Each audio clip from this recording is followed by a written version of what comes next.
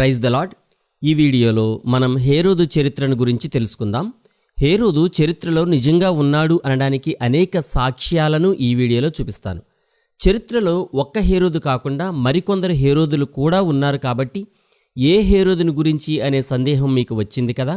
ఇప్పుడు మనం యేసుక్రీస్తు ప్రభువారు పుట్టిన కాలంలో యేసు ప్రభువారు శిశువుగా ఉన్నప్పుడు 2 సంవత్సరాల లోపు పసిపిల్లలను చంపిన హేరోదుని గురించి ఈ వీడియోలో తెలుసుకుందాం. ఇతనిని హేరోద్ ద గ్రేట్ అని అంటారు.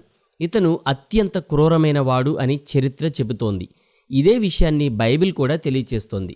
ఎందుకంటే ఏ రాజు అయినా తన విరోధులను చంపడానికి వెనుకాడడు గాని ఇతను తన రాజ్యంలోని 2 సంవత్సరాల లోపు పసిపిల్లలనే చంపాడు అంటే ఎంత దుర్మార్గుడో ఎంత క్రూరుడో మనకు అర్థమవుతోంది.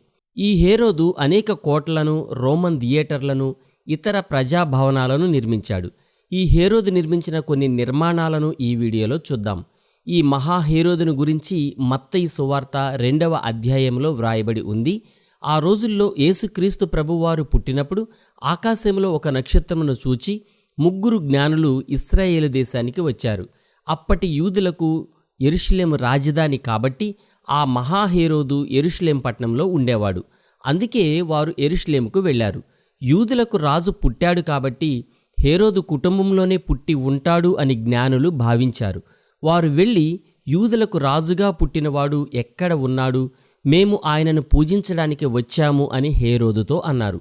ఈ మాట వినగానే హేరోదుతో పాటు యెరూషలేము ప్రజలందరూ కలవరపడ్డారు. హేరోదుకు ఆశ్చర్యము, భయం కూడా కలిగాయి. ఎందుకంటే తన కుటుంబంలో తనకు గాని తన కొడుకులకు గాని ఆ రోజుల్లో ఏ మగబిడ్డ పుట్టి ఉండలేదు. అదే సమయంలో 3 జ్ఞానులు వచ్చి యూదులకు రాజు పుట్టాడు, ఆయన పుట్టినట్లు గుర్తుగా నక్షత్రాన్ని చూసి మేము ఆయనను పూజించడానికి వచ్చాము అంటున్నారు. అంటే భవిష్యత్తులో తను లేదా తన వారసుడు కాకుండా యూదులకు మరో వ్యక్తి రాజు అవబోతున్నాడన్నమాట. అయితే ఇప్పుడు పుట్టిన ఆ రాజు ఎవరో తెలుసుకొని అతనిని శిశువుగా ఉన్నప్పుడే చంపేయాలని హేరోదు కుట్ర పన్నాడు. వెంటనే ప్రధాన యాజకులను, శాస్త్రులను పిలిపించాడు. ఎందుకంటే ధర్మశాస్త్రం గురించి వారికి మాత్రమే పూర్తిగా తెలుసు. యూదుల రాజు ఎక్కడ పుడతాడు అనే విషయాన్ని వారు మాత్రమే ఖచ్చితంగా చెప్పగలరు. హేరోదు యూదులకు రాజు ఎక్కడ పుడతాడు అని ధర్మశాస్త్రంలో వ్రాయబడి ఉంది అని ధర్మశాస్త్రం చూసి చెప్పమని వారిని ఆజ్ఞాపించాడు. వారు ధర్మశాస్త్రాన్ని చూసి హేరోదుతో యూదయ దేశపు బెత్లెహేములోనే యూదులకు రాజు పుడతాడు అని ధర్మశాస్త్రంలో వివరంగా వ్రాయబడి ఉంది అని చెప్పారు. వెంటనే హేరోదు ఆ జ్ఞానులను రహస్యంగా తన వద్దకు పిలిపించి ఆ నక్షత్రము వారికి కనబడిన కాలాన్ని వివరంగా తెలుసుకుని, మీరు వెళ్ళి ఆ శిశువు ఎక్కడ పుట్టాడో తెలుసుకొని ఆయనను పూజించి ఆయన ఎక్కడ ఉన్నాడో అనే విషయం నాకు కూడా చెప్పండి. ఎందుకంటే నేను కూడా వచ్చి ఆయనను పూజిస్తాను అని చెప్పి వారిని నమ్మించి అక్కడి నుండి వారిని పంపాడు. వారు నక్షత్రాన్ని బట్టి బెత్లెహేము వరకు వెళ్ళి శిశువైన యేసుక్రీస్తు ప్రభువారిని చూసి ఆయనను పూజించారు. తరువాత దేవదూత ద్వారా హేరోదు పన్నిన కుట్రను వారు తెలుసుకొని హేరోదు వద్దకు తిరిగి రాకుండా వారు మరో మార్గంలో వారి దేశానికి వెళ్ళిపోయారు. జ్ఞానులు తిరిగి వస్తారు అని హేరోదు ఎదురు చూస్తూనే ఉన్నాడు. జ్ఞానులు వెళ్ళి 2 సంవత్సరాలు పూర్తి అవుతున్నా వారు ఇంకా తన వద్దకు రాలేదు. కాబట్టి వారు తనను మోసం చేశారని హేరోదు తెలుసుకొని యూదయ దేశపు బెత్లెహేములోని దాని పరిసర ప్రాంతాలలోని 2 సంవత్సరాలలోపు మగబిడ్డలనందరినీ చంపించాడు. కానీ ఆ సమయానికి శిశువైన యేసుక్రీస్తు ప్రభువారు ఈజిప్ట్ దేశంలో ఉన్నారు. ఈజిప్ట్ దేశంలో యేసుక్రీస్తు ప్రభువారు తన బాల్యంలో నివసించిన ప్రదేశాలు ఇప్పటికీ ఉన్నాయి. ఆ ప్రదేశాలను చూపిస్తూ మన ఛానల్లో వీడియోలను పెట్టాను, చూడని వారు చూడండి. ఆ రోజుల్లో హేరోదు చంపించిన పసిపిల్లల సమాధులు ఇప్పటికీ బెత్లెహేములో ఉన్నాయి. ఇలా బైబిల్లో వ్రాయబడిన ప్రతి సంఘటన నిజం అని రుజువు చేస్తూ అనేక ఆధారాలు ఇప్పటికీ ఉన్నాయి. అయితే ఈ మహాహేరోదు యేసుక్రీస్తు ప్రభువారు పుట్టిన 4 సంవత్సరాల తర్వాత చనిపోయాడు. అతడు చనిపోయాడని, కాబట్టి వారిని ఇశ్రాయేలు దేశానికి తిరిగి వెళ్ళమని దేవుడు తన దూత ద్వారా యోసేపు, మరియ తల్లికి తెలియచేశారు. ఆ తర్వాత వారు బాలుడైన యేసుక్రీస్తు ప్రభువారిని తీసుకొని నజరేతుకు వెళ్లి నజరేతులో నివసించారు. ఇప్పుడు మనం చెప్పుకుంటున్న హేరోదును గురించి మత్తయి సువార్త 2వ అధ్యాయంలో వ్రాయబడి ఉంది. ఆ హేరోదునే హేరోద్ ద గ్రేట్ అని పిలిచేవారు. ఎందుకంటే ఇతను అనేక కోటలు, నీటి కట్టడాలు, రోమన్ థియేటర్లు మరియు ఇతర ప్రజాభవనాలను నిర్మించాడు. యూదా రాజ్యాన్ని ఎంతో గొప్ప స్థాయికి అభివృద్ధి పరిచి ఎందరో గొప్పగా చెప్పుకునే విధంగా చేశాడు. ఈ మహాహేరోదు చాలా క్రూరమైనవాడు. చిన్న చిన్న తప్పులు చేసిన వారికి కూడా చాలా పెద్ద పెద్ద శిక్షలు వేసేవాడు. అందుకనే ఈ హేరోదును ఆనాటి ప్రజలు అసహ్యించుకునేవారు. యూదా ప్రజలు తనను తీవ్రంగా ద్వేషిస్తున్నారని, అసహ్యించుకుంటున్నారని తెలుసుకున్న హేరోదు వారిని ఎలాగైనా సంతోషపెట్టాలని, వారిని తన వైపు తిప్పుకోవాలని ఆలోచించి యెరూషలేములోని 2వ దేవాలయాన్ని అభివృద్ధి పరిచాడు. మొదట్లో యెరూషలేము ఆలయ ప్రాంగణం ఇంత విశాలంగా ఉండేది కాదు. అందుకే దేవాలయపు భూభాగాన్ని బాగా విశాలపరిచి 35 ఎకరాల విస్తీర్ణంగా చేశాడు. 2వ దేవాలయాన్ని చాలా వైభవంగా తీర్చిదిద్దాడు. అందుకే 2వ దేవాలయాన్ని ఆ రోజుల్లో హేరోద్ టెంపుల్ అని కూడా పిలిచేవారు.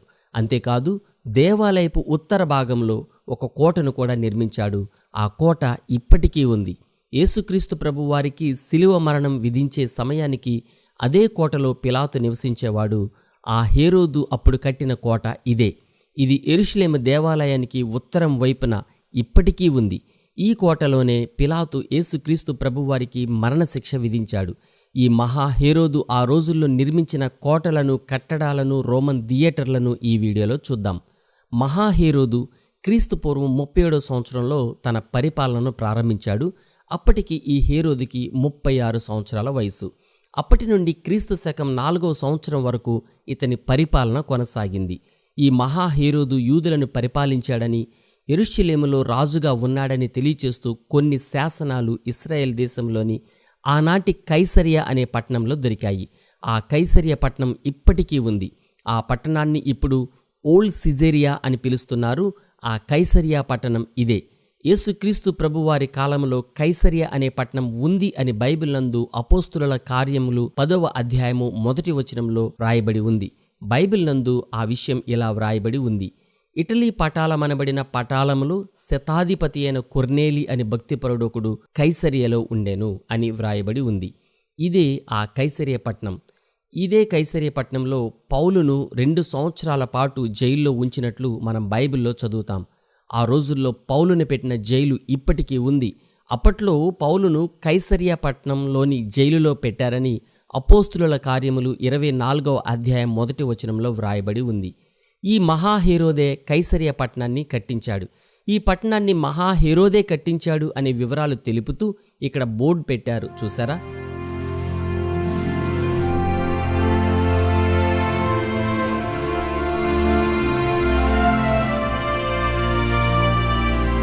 హేరోదు పేరుతో ఉన్న కొన్ని నాణేలు త్రవ్వకాలలో దొరికాయి.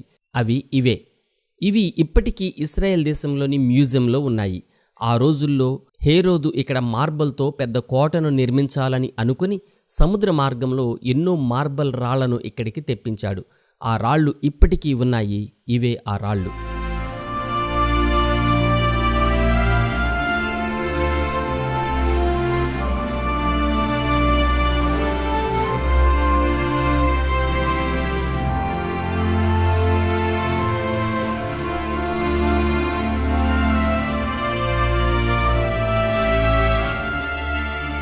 ఇక్కడ కొన్ని మార్బల్ విగ్రహాలు కూడా దొరికాయి.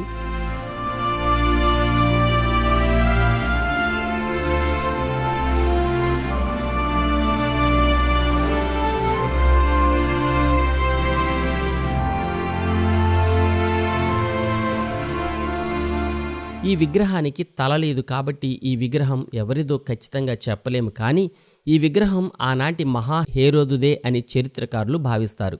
ఇక్కడ ఒక పెద్ద కాలు కనబడుతుంది, చూసారా? ఇది ఆనాటి సీజర్ అగస్టస్ చక్రవర్తి విగ్రహంలోనిది అని చరిత్రకారులు చెప్తారు. ఇక్కడ ఉన్న ఈ రోమన్ థియేటర్ చూడండి.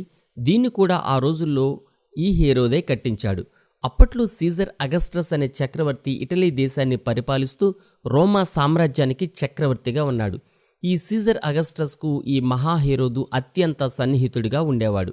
కాబట్టి పాలస్తీనా మాత్రమే కాకుండా యోర్దాను నదికి తూర్పున ఉన్న జోర్దాన్ రాజ్యం మరియు దక్షిణ లెబనాన్ మరియు సిరియాలోని కొన్ని ప్రాంతాలను కూడా ఈ హేరోదుకు అప్పగించాడు. అంతేకాకుండా సీజర్ అగస్టస్ చక్రవర్తి హేరోదుకు నబాటియన్ రాజ్యాన్ని కూడా ఇవ్వాలని అనుకున్నాడు. కానీ ఆ సింహాసనం ఖాళీ అయ్యే సమయానికి హేరోదు మానసికంగా, శారీరకంగా చాలా కృషించిపోయాడు. ఎందుకంటే అప్పటికే ఈ మహాహేరోదు యేసుక్రీస్తు ప్రభువారి విషయంలో చాలా ఆందోళనలో ఉన్నాడు. పైగా 2 సంవత్సరాలలోపు పసిపిల్లలను చంపిన తర్వాత అతను మానసికంగా శారీరకంగా చాలా బలహీనుడు అయిపోయాడు. కాబట్టి అలాంటి పరిస్థితుల్లో అతనికి ఆ రాజ్యం ఇవ్వడం కుదరలేదు. ఇప్పుడు మనం కైసరియలోని మరో ప్రాంతానికి వెళ్దాం. ఇక్కడ ఈ మధ్యధరా సముద్రం ప్రక్కనే ఒక వంతెన కనబడుతుంది కదా. ఈ వంతెనను కూడా ఆనాటి మహాహేరోదే నిర్మించాడు. ఎందుకంటే ఆ రోజుల్లో ఇక్కడ ఉన్న కైసరియ పట్టణంలో ఆనాటి రోమా సామ్రాజ్యపు సైన్యానికి సరిపోయినంత నీరు లేదు. కాబట్టి ఈ దగ్గరలో ఉన్న హైఫా అనే సిటీలోని కర్మెలు పర్వతం పై నుండి ప్రవహించే నీటి ఊటలను ఈ వంతెనపై పైపుల ద్వారా ఆ నీటిని ఇక్కడ వరకు సరఫరా చేయించాడు. అంటే హైఫా సిటీ నుండి ఈ కైసరియ పట్టణం వరకు కూడా ఆ రోజుల్లో నీటిని ఆ హేరోదు సరఫరా చేయడానికి ఈ వంతెనను నిర్మించి దీనిపై ఈ నీటి గొట్టాలను పెట్టాడు.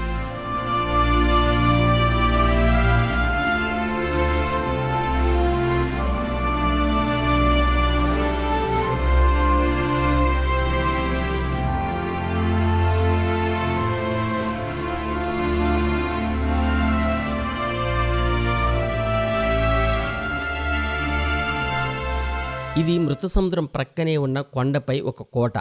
ఈ పెద్ద కోటను కూడా మహాహేరోదే నిర్మించాడు. ఈ ప్రదేశాన్ని మసాదా నేషనల్ పార్క్ అంటారు. ఈ మసాదా నేషనల్ పార్క్ గురించిన వీడియో మన ఛానల్లో ఇంతకు ముందే పెట్టాను. చూడని వారు ఆ వీడియో చూడండి. ఆ వీడియో కూడా చాలా ఇంట్రెస్టింగ్గా ఉంటుంది.